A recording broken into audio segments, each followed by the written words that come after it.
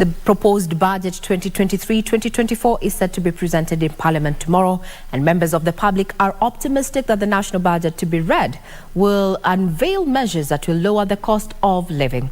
Those who spoke to KBC Channel 1 had mixed expectations, with some lauding the removal of tax on cooking gas as laid out in the Finance Bill 2023, while critics said the proposed increase on VAT on petroleum products from 8% to 16% will negatively impact on the cost of living.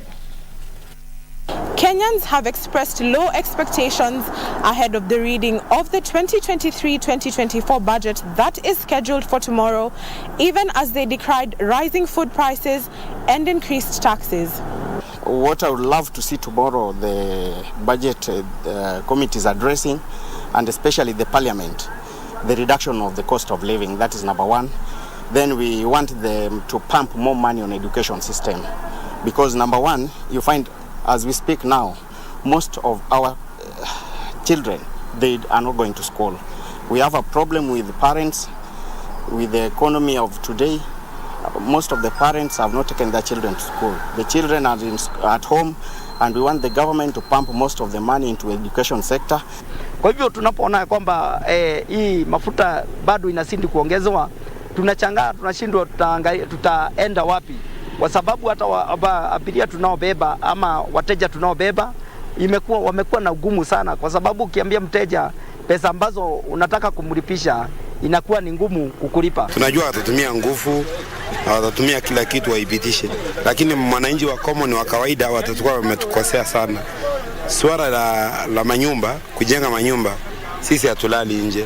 Na hii manifesto ya Ruto anapitisha ya kwamba kila kitu anatumia nguvu kupitisha, hii sio mzuri. Mimi nashukuru kwamba for the first time sahi sisi wa Kenya tunakuwa encouraged tuwe na saving culture.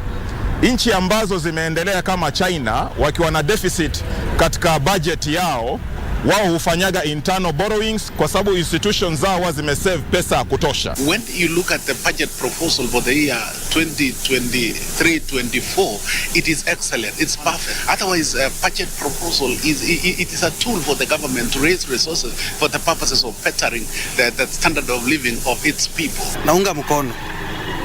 Sababu gani? Kama ni mambo na house levy, itasaidia mtu wa chini. Ukiangalia maeneo ya Kibera, kama wanaweza jenga manyumba, itasaidia wakazi wa pale.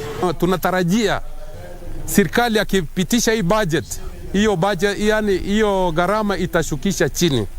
Kwa hivyo tunaunga mkono hiyo budget ipite. As the public lays in their beds tonight, they wait with bated breath for National Treasury Cabinet Secretary Professor Njuguna Ndung'u to either ease or confirm their worries. Reporting for Prime Edition, my name is Nduta Mokami.